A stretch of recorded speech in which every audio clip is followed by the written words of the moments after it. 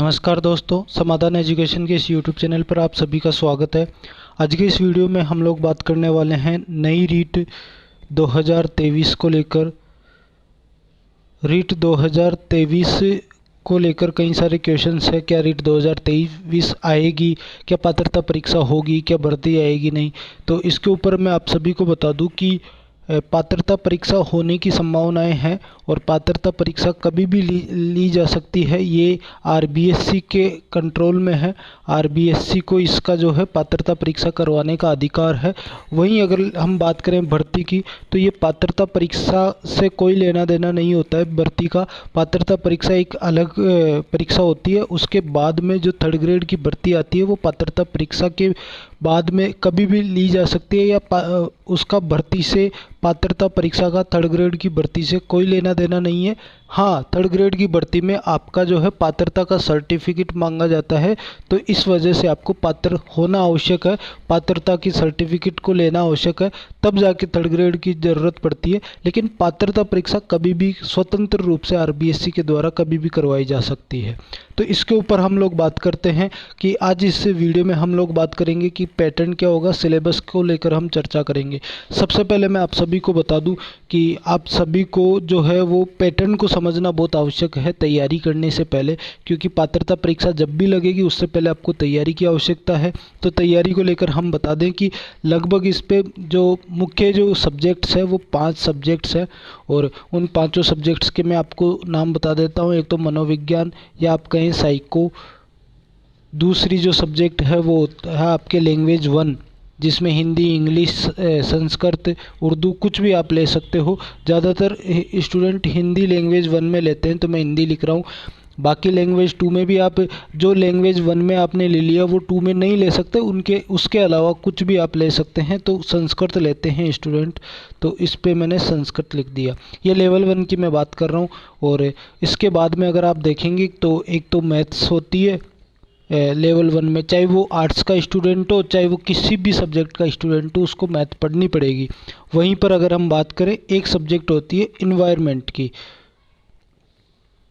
मतलब पर्यावरण अध्ययन की। अब जरूरी नहीं है इन्वायरमेंट में पर्यावरण के रूप में ही कुछ पूछा जाता है, ऐसा कोई ज़रूरी नहीं है। इसमें कई तरीके के क्वेश्चन साइंस के भी आपको पूछे जाएंगे, जीके के भी पूछे जाएंगे, एक दो करंट के क्वेश्चंस भी आ सकते हैं आपके। इसके अलावा जो है आपके फैमिली या समाज के बारे में बहुत सारे क्वेश्चंस आ सकते हैं, तो एक दो क्वेश्चन करके आपको पूछ सकता है। इसके अलावा जो है अब तक का जो प्रथम राष्ट्रपति, प्रथम अंतरिक्ष यात्री, ऐसे क्वेश्चंस एनवायरनमेंट में बहुत सारे पूछे जाते हैं। अब इसके पैटर्न को समझने के लिए आपको समझना होगा कि सबसे पहले जो आपके साइको है उसमें जो है आप देखेंगे, मैं आपको एक चीज़ बता दूं कि इनमें एक पैटर्न होता है। जैसे मान लीजिए एक सब्जेक्ट है साइको, अगली सब्जेक्ट है हिंदी, अगली सब्जेक्ट है संस्कृत, अगली सब्जेक्ट है आपके मैथ, और अगली जो सब्जेक्ट है वो है एनवायरनमेंट। ठीक है। अब इसमें जो है जैसे साइको में आप देखेंगे कि 20+10 का जो है आपका रेशियो रहता है। हिंदी में भी आपकी 20+10 का रेशियो रहता है। संस्कृत में 15+15 का रहता है। इसके अलावा मैथ में आप देखेंगे कि 20+10 का इसमें रेशियो रहता है। एनवायरनमेंट में 15 क्वेश्चंस, मतलब 30 क्वेश्चन टोटली, 30 क्वेश्चन टोटली सिर्फ एनवायरनमेंट के पूछे जाते हैं अब तक के जो क्वेश्चन पेपर आए उनके अकॉर्डिंग। तो आपको मैं एक चीज़ बता दूं, अब 20+10 का मतलब क्या है।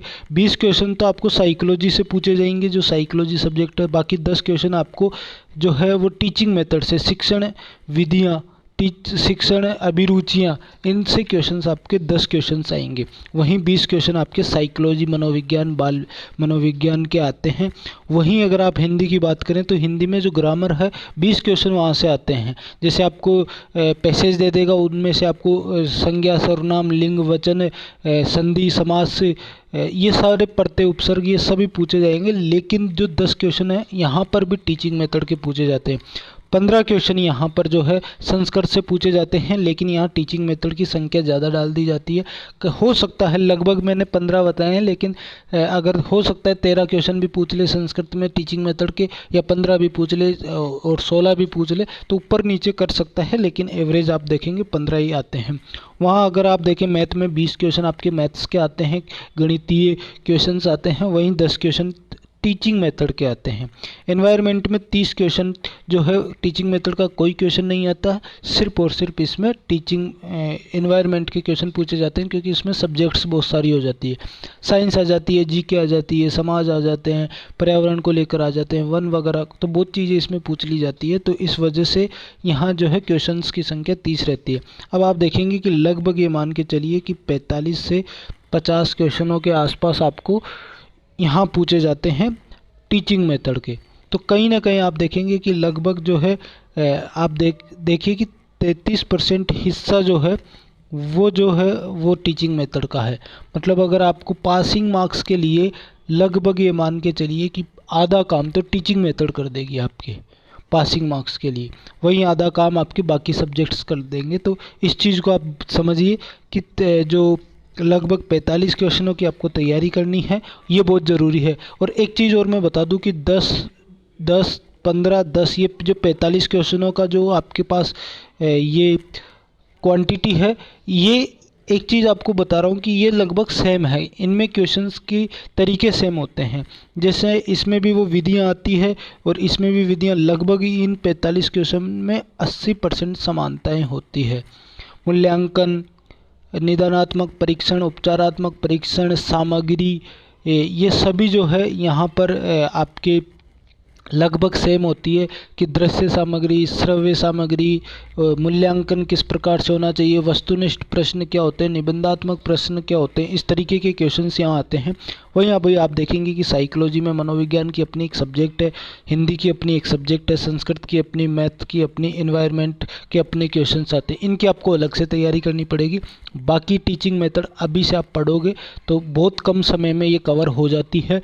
उसके बाद में प्रैक्टिस से आपके निखार आता चला जाता है। जितनी प्रैक्टिस करते हो उतना आपके जो है सोचने समझने की क्षमता बढ़ती चली जाती है। और टीचिंग मेथड में जिसकी सोचने समझने की क्षमता बढ़ती है तो वो बहुत अच्छे स्कोर कर सकता है टीचिंग मेथड में। तो इस चीज़ को आप बिल्कुल समझिए।